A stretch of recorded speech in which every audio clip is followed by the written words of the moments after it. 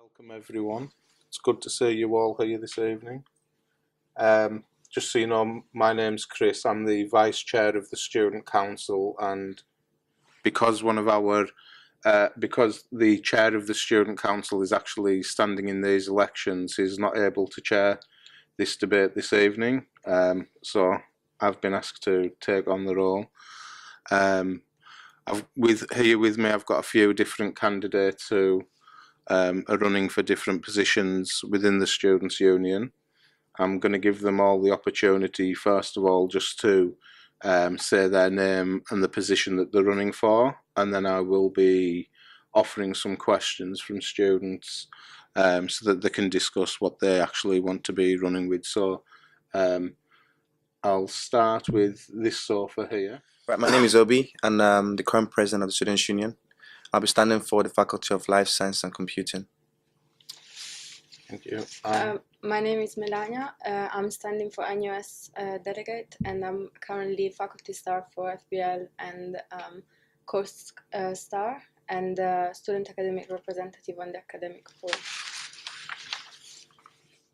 Hi all, my name is Marco Bernone. I'm the current Calcutta Faculty of Business and Law Officer, and this year I'm re-standing for that position, GFBL, and President and NUS Delegate.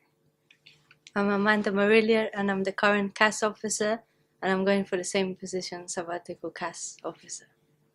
Hi, my name is Rutendo Tanganyiwa, and I'm running for the Hub Committee, Guildhall Faculty of Business and Law, and the Student Council. The first question is, what are your key objectives for the coming year in the position that you want to hold? Thank you very much for that question, Chris. For me, it's all about continuity, and as I said before, I'm the current president of the Students' Union. So if I get re-elected, it's about continuing what I started and what the team have collectively worked on this year. So if I get re-elected, it's about more staff support for students. It's about going out there as well and speaking to students and soliciting more information about what they want. So yeah, thank you. Thank you. For my position, it's a bit simple because it's only part of a conference. So my objectives are to go there and with the team, obviously, if I get elected, and bring there my personal views. So I believe in free education, in diversity, diverse representation within the university and within the staff, and equal opportunities to students, especially international students. Thank you. Marco? Thank you, Chris. This coming year, I would say that the objectives are many, but if I would synthesize, I would say first of all maybe welfare. So the welfare of students at the center of the agenda. What faculties could do in order to help students financially. That would be one thing to put in the agenda. Continuity, as being a candidate for the same position I'm currently occupying, I think continuity is a very important issue. So continuing the fantastic job the team so far has done. And I would say representation is another objective, and this will be a representation as in build up the structures that we are using today. So in each faculties, build platforms and structures for future leaders to come up from, and to make it sustainable, therefore not dependent on one individual or another. Another objective is maybe getting volunteering and social work a little bit more into the curriculum, so emphasizing more about the benefits of volunteering, hence the importance of societies, maybe societies having a more central key role in a student's university experience. And for the rest of my points, visit London Met Students' Union website, go under elections, all our manifestos are there, and I'm going to give the candidates an opportunity to talk. Amanda? Well, it's been a really great year, and representation is improved.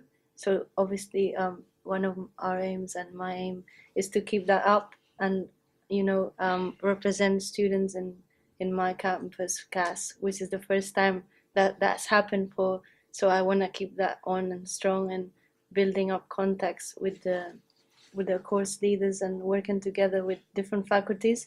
I think we should work together with different faculties towards projects, and even say, for example, fine art working with business and law, or something maybe that hasn't happened yet. And we should do more campaigns about what students want.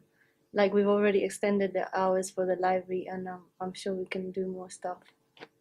I want to make my role very student focused and to make full use of the campus facilities.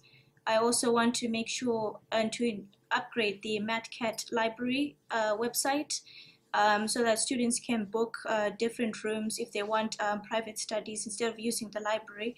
I also want to provide information packages all over the university.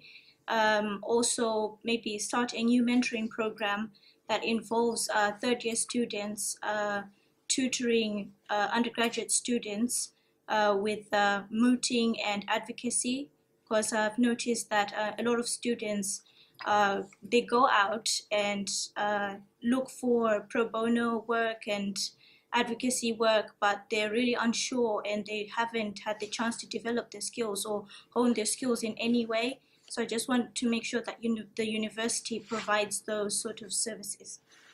Thank you. The next question is, what will you do to help support the students that you will be representing? Well, again, we'll start with Obi. Thank you. For me, I think it's about building a stronger and even stronger relationship with the senior management. As my role allows me, I'm in touch with the Vice Chancellor and every other senior management staff out there. For me, it's about solidifying that relationship and bringing the best for our students. Thank you.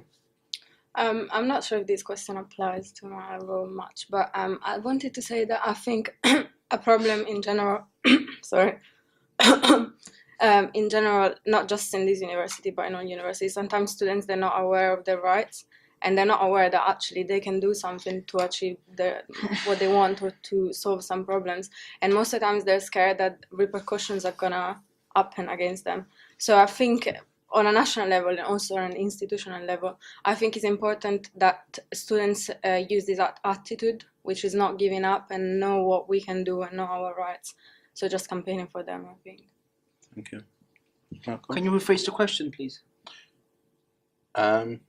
So what will you do to help support the students that you will be representing if you're elected? Well, by supporting a student, you could do so many things.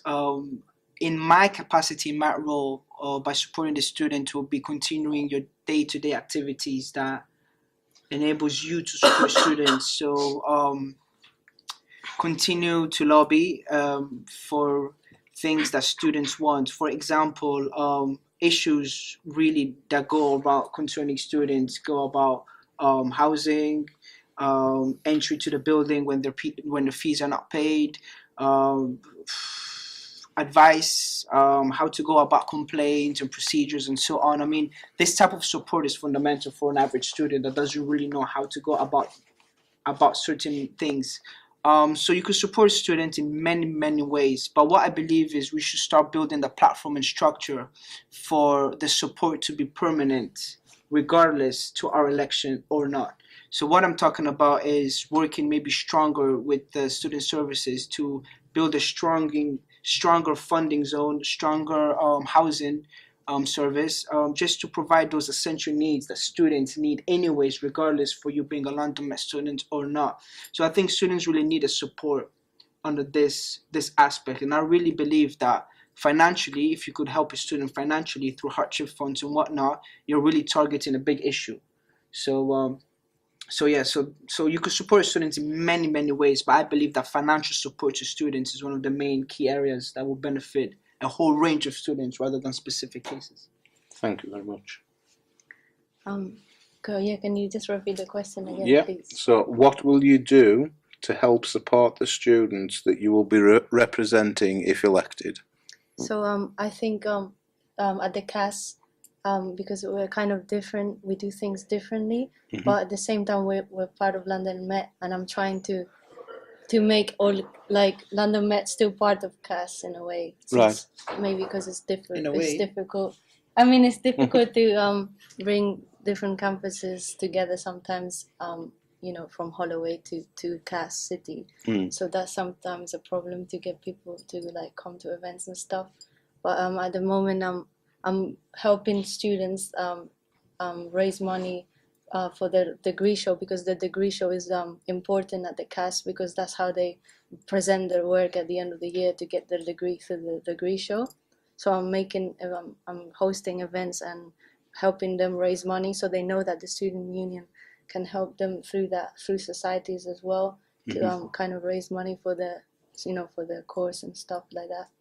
And also like representing them, so they know that you're there if they have any problems. And I want to make sure that the stars as well, that they can be more that there's more stars in CAS and everywhere, and kind of like the stars should be more important, and for the students to know that they can raise these problems, or be involved and kind of like change things that maybe they don't know that they should speak out as well. Mm. So if they know that this is I can't explain it, but yeah.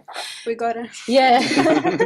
But I'm just trying to say that they should have a right to speak up, and they should know that they are allowed to. So that's important, because we're the voice for them, but they should know that they're allowed to, if they're not happy or something, and not just hide away. So I think a lot of people don't know that, but if we tell them that this is, yes, you can, and maybe we're just trying to do that. Perfect. Thank you. In my role, well, it involves having to go up to the students and talking to them and understanding what their problems are and how I can change them, and sort of just building relationships. The way I develop relationships with them is going out to them, being social with them, opening up. My aim is to have open lines of communication. I'm very aware that I can't be everywhere around the campus in Moorgate and here.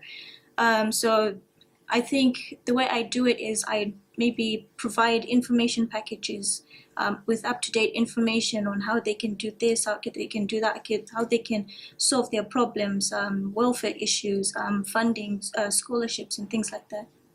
Perfect. Thank you. So I'm going to move on to the next question now, which is probably only going to be applicable for some people, but how will you try to tackle the issues of retention and the lower student numbers that have actually been reported, and that's not just across this university but universities as a whole? Right, I think that has a huge role to play with the NSS.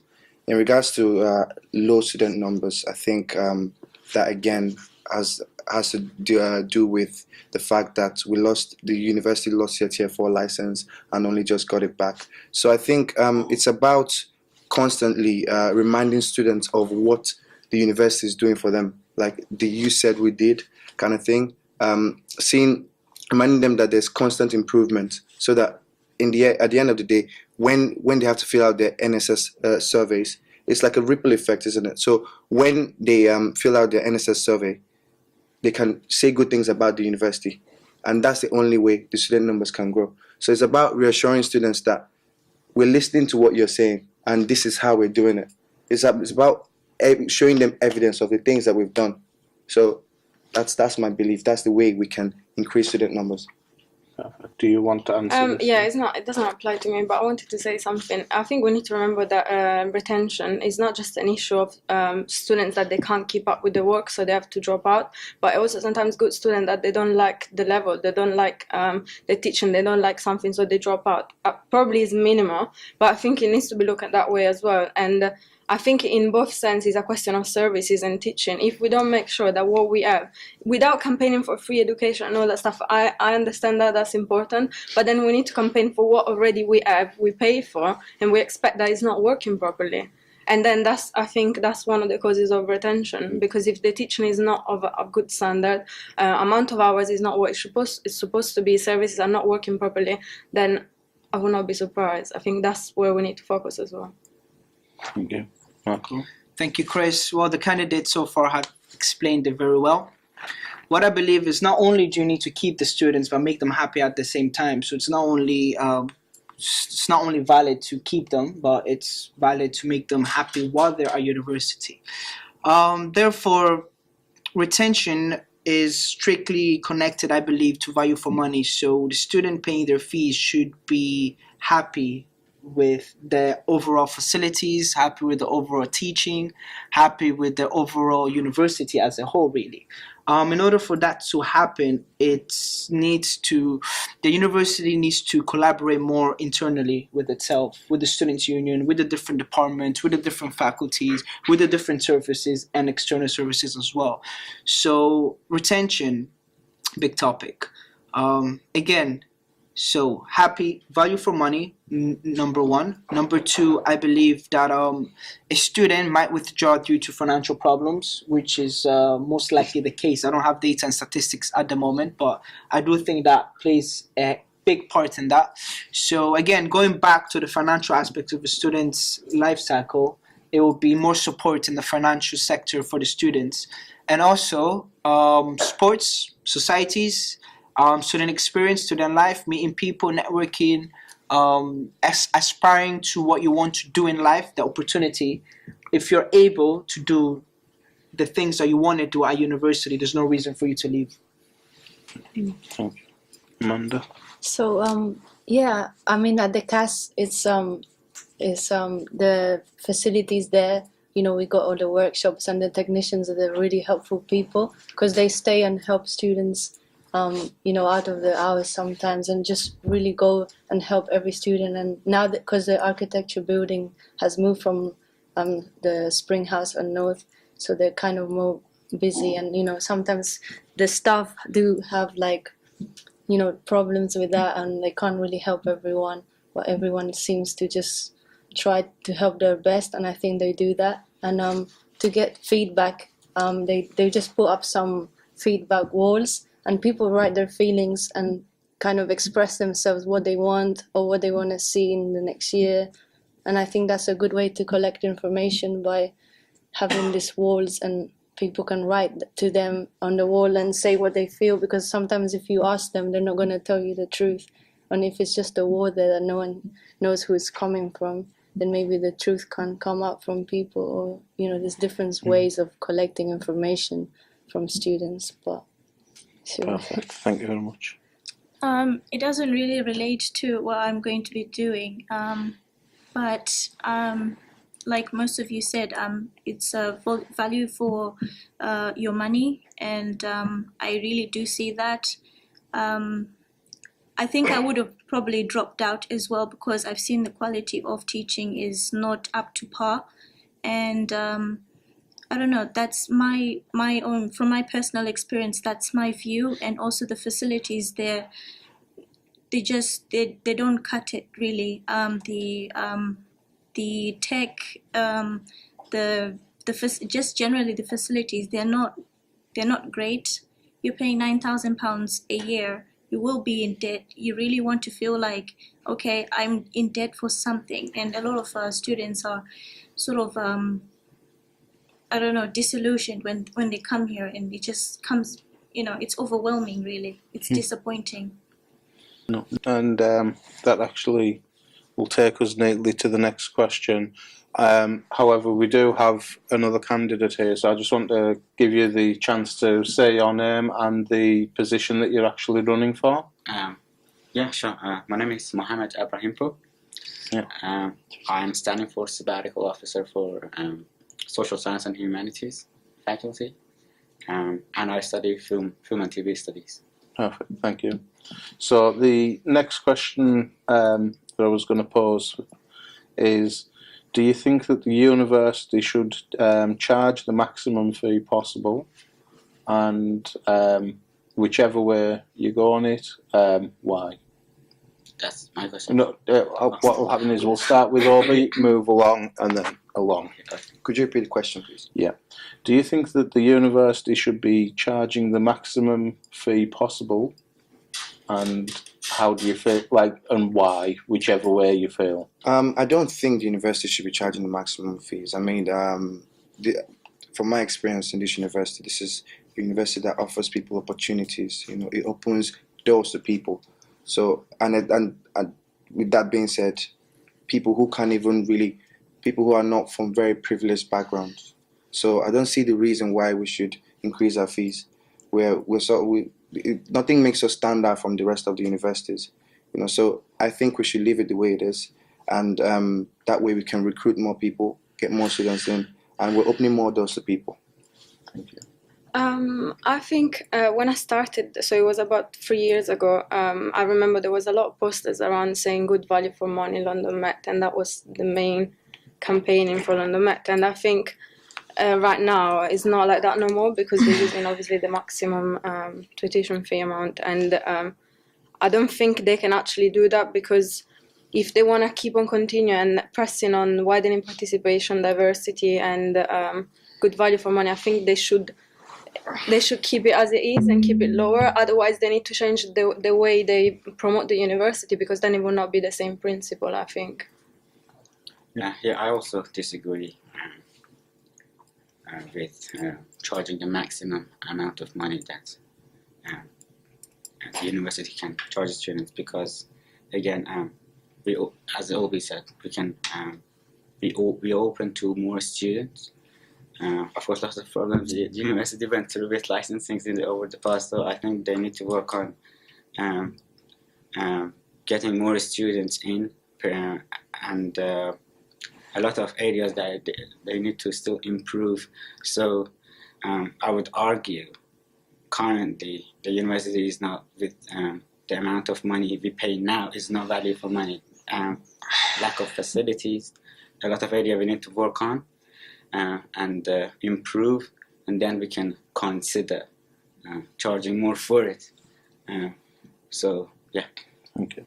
Marco?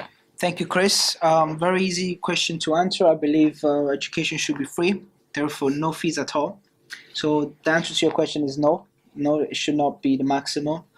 There's no such thing as free, so the cost would probably be absorbed by a third party. So individualizing who the third party is to cover the cost of education is one of the key political debates at the moment. So that's for other people to discuss. When we get there, we'll be in the negotiation table.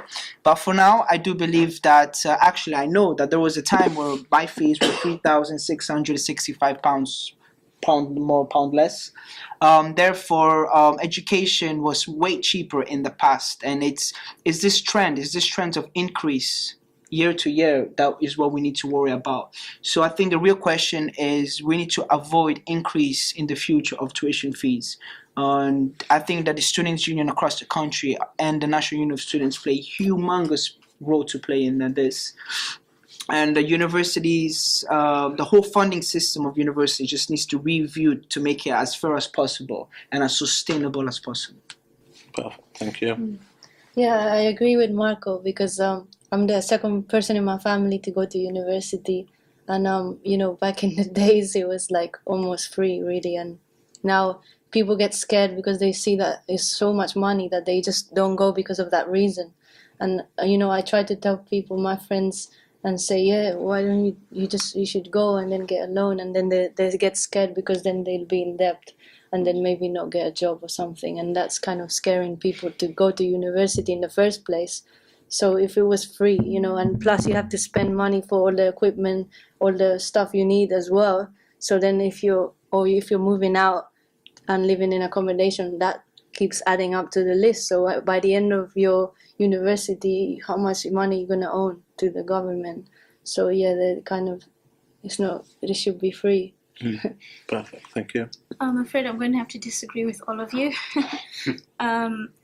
The thing is, the way it's set up is you pay the maximum time that you are given is about 30 years. If you don't pay it back, then it'll be cancelled. So you can go for 30 years without paying it back.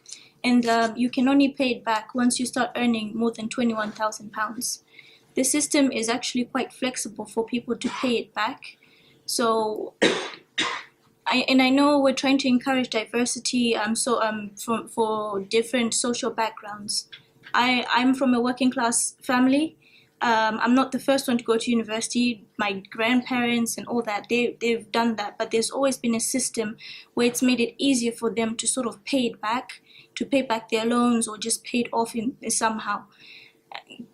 I know it's the maximum, but it's really going to go across the board. So it's not unfair to anyone. It's not like they're charging £15,000 a year or like the system in America, like it's higher. The education is much more expensive. This is very flexible. We have a lot of international students. It's increasing because the system is much more flexible for people. I don't think it disenfranchises anyone or makes it difficult for anyone, really. Thank you. Can we say something, or we just have to keep doing? No, if you want. No, I think it's not. I mean, I don't want to say anything bad, but I think to take the United States as an example of a welfare system, I think is not a very good idea, because we all know that it's not the best. And I don't think that you can argue that because we're going to pay back and we might not pay back because we're not finding a job, you can say, okay, it's fine, then we are in debt for life. Because actually, you are paying this money and you're coming to uni because you're investing in your future. Mm-hmm. So you already expect, that's your plan. You're expecting to have a job at the end, so you know you're going to pay back. So why should we pay back for something that should be free? Even though we can never pay back, even though we can get to 60 years and never pay back, but that's not the point. We're not coming to uni to be jobless, isn't it? Mm-hmm. So I don't agree. Thanks for your opinion. Can I just go back to what Marco said as well? If you want, yeah. So Marco argued the university should be free. I mean, that is just a shot in the dark. It's like it's not possible. Hold your breath. It's not. For example, I speak to staff, and they always tell me that university used to have more source to fund itself and stuff that university wants to do. But now the government has cut those sources. And of course, we need money the university needs money to run itself. And we are pretty much the main source. That's just, I don't see it coming free. I'm from Zimbabwe, and there's no free education, even in public school. You have to pay for education. So I'm coming from a background where you have to pay from the beginning. You have to pay till you go to university. And we don't have a welfare system because of the situation, the economic situation in the country. So here they're providing a system where you can pay it back in your own time. It's flexible to you and it's cheaper. Because my sister, she moved to South Africa, and it's expensive. Each term you have to pay a certain amount. I went to private school. That's £2,000 a term. That's every 3 months, £2,000. Now I'm in university. It's cheaper there. It's cheaper here than it is there. My high school education was more expensive than it is my university education. Go. In economics, there is no such thing as free. Okay, so what I said before is everything has an opportunity cost. Therefore, it's just about who would absorb those costs. I just want to ask a question to the chair. Where are we at the moment? In what part of London is this interview? In the city. In the city, exactly. It's in Aldgate East. If you look around, you have multinational corporations all around the city that have millions going to billions of turnover profits a year. And right next to it, we have London Met, who has extreme financial difficulties to even balance their sheets. So what I'm just saying is that the cost needs to be absorbed by third parties, shouldn't be absorbed by the working class people that suffer. So it's not about free, it's about who's going to cover the cost of education. Now, most economists think it's about £2 billion in the UK. So find me who can cover those £2 billion, then education will be free for students. And for example, if third-party companies invest in university, what will they get in return? Well, it's proven economically that skilled work is an asset to the society. It's an asset because you have more skilled workers that would cover the needs of the population, and that could vary from doctors, lawyers, any aspect that requires a skilled job. After I'll show you on a graph. I can do the graph for you. Yeah. In a few of the statements that you'd said that but you sort of alluded to the fact that you felt that there was areas within the university that required improvement. So this is a sort of a two-part question. That one, which areas do you think require improvement? But then two, and possibly more importantly, how would you propose to actually improve these areas? For me, I think the main area that requires improvement is communication. When I mean communication amongst every department within the university, from PhDs to tutors to lecturers, even to senior management. I think the best way to go about this issue is, I think, probably have some sort of meeting with the heads of each department. You know, information or communication needs to be very effective for this university to grow. That's my belief. Doesn't really apply to me, but one thing I would suggest is professionalism in the staff, teaching staff, facilities staff, everyone. That means act in a professional way. So timekeeping, being on time, answering to emails, acting professionally during lessons or when they offer a service, like for example the finance office, income collection. I'm not sure how you can enforce that. I tried myself to make a complaint and try to see if some things could be sorted, but then the answer I got from people on top of me was not, I don't think it was not satisfying, and I can see that's a problem and it's quite hard to enforce. So I'm not sure how that could be solved. What areas to improve? So I think for me the most important thing is to build. Again, I have to go back to what Marco said. So yeah, third party, we need to take advantage of our geographical location. Of course, we have this amazing, we're in an amazing area with all this money. So for me, the building relation between the university and those companies is the main thing. I went to, for example, I give an example from my friend who studied in Ravensbourne University. Pretty much they have whatever we have, great location, Greenwich, lots of money, everything. He studies films as well, but again, their neighbor building is full of companies who require filming, who require basically they're filming companies, advertising agencies, and they don't want to spend money. So what they do is they come to Ravensbourne and hire the students, and it's good for them as well because they build up their experience. That's one of the things I think we need to improve. One of the areas is building relation between the university, and it's good for the companies and the students and university because it's a win-win-win situation for it. Marco? Right, I think the university needs to improve in communication. 2, building a community around the map because of the geographical location of different buildings. It needs to improve on working together between faculties.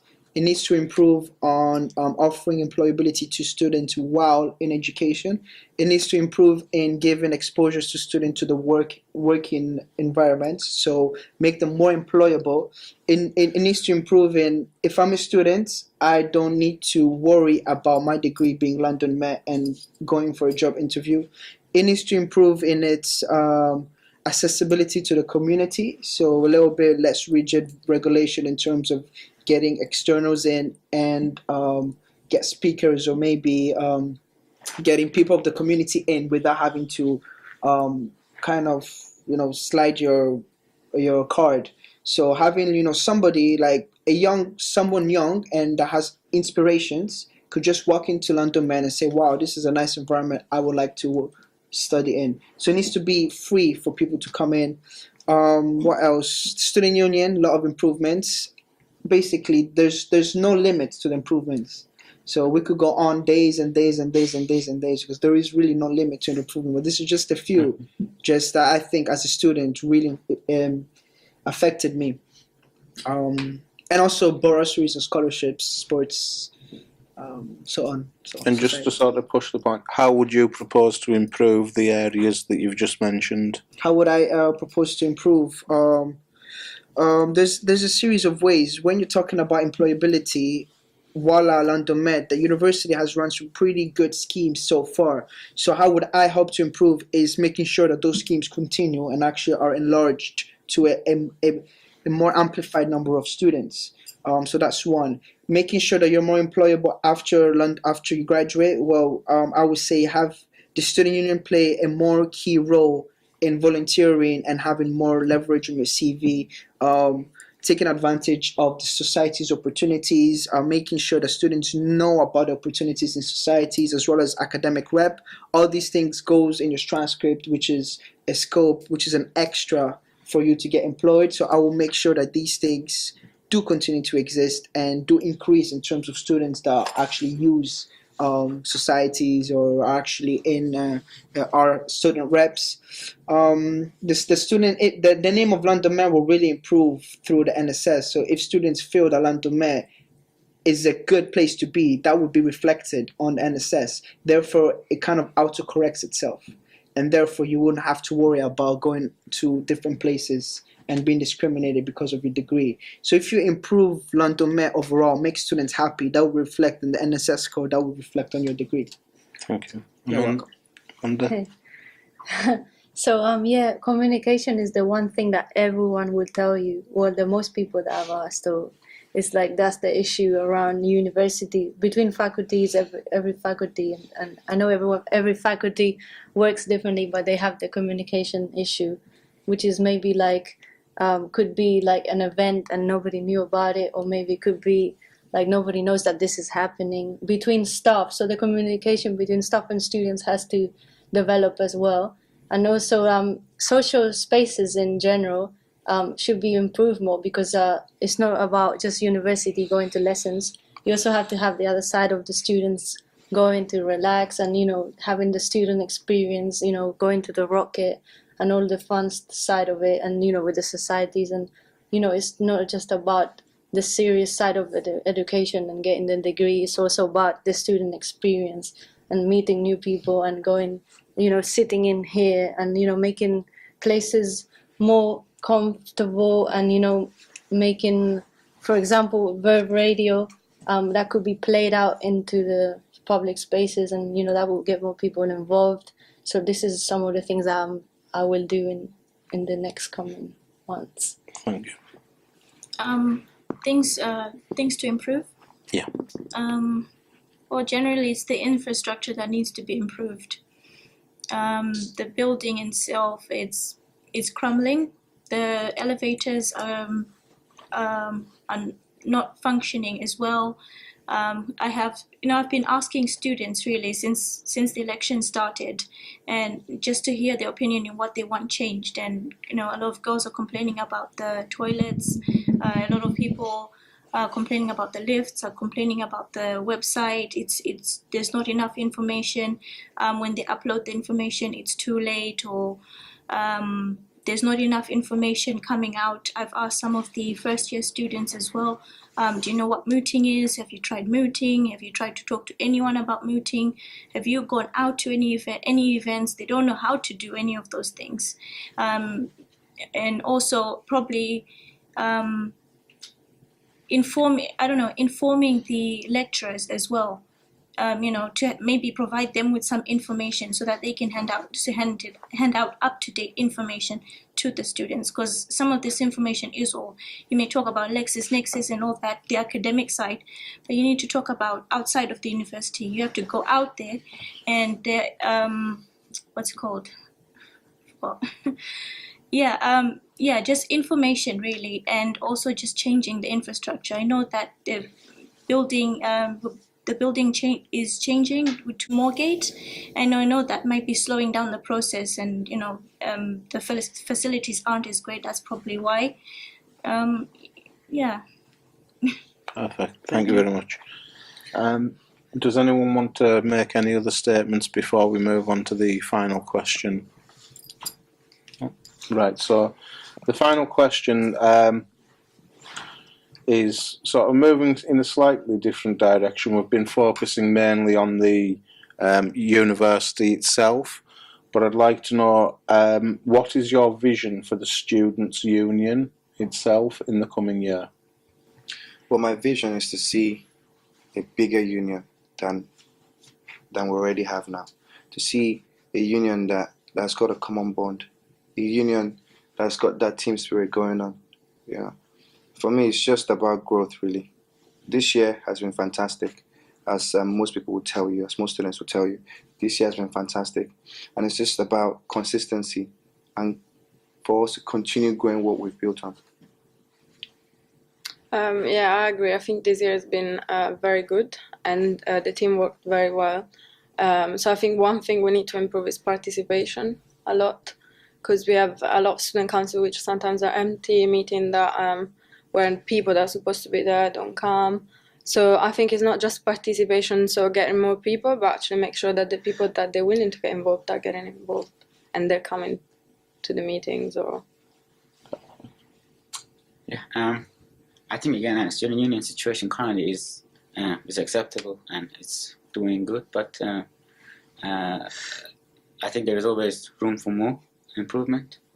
I do, however, feel there is a gap between students and a student union, and the lack of communication between these two. My idea was to, for example, use class reps to sort of get students connected to the student union, to join societies, participate, and which will lead to, of course, a bigger union with more students participating. I think that's the vision overall for me to do. Yep, thank you. Marco? My vision will be to see 100 people turn up for a student council meeting, as well as envisioning a AGM that is packed full of students. My vision is to see a student union that is inclusive and that takes most of its strength from its voluntary and part-time staff and officers. So I see student union where students do not say the student union is doing bad, but we are doing bad because we are part of the student union, so we need to do better. So that's the student side. As an organizational side, I see a student union that continues to grow, a student union that leaves behind or grows leaders, a student union that gives platform for people and students to express themselves, and a student union that gives the opportunity to all to do what they really want in life and to change what they really want to change in university. Thank you. Nice. Thank I like that. I'm really excited that the student union, because I've been a student, we've all been students, so I think we've done a great job of getting more representative going on since this year, and we can continue to grow, and this is only the beginning. So I mean, there's so many things that we can do, and like one of the future plans obviously happening in the next 2 years will be Commercial Road moving to Calcutta House here, so we'll have our visible building, and that will be a new image with new social spaces around the student union. So that will be more involvement so that's in the future, but that's something to look forward to. Nice. My vision is to see that the university, that there are open lines of communication. If you email someone, a lecturer, you get a quick response. If you have a complaint, you get a fast and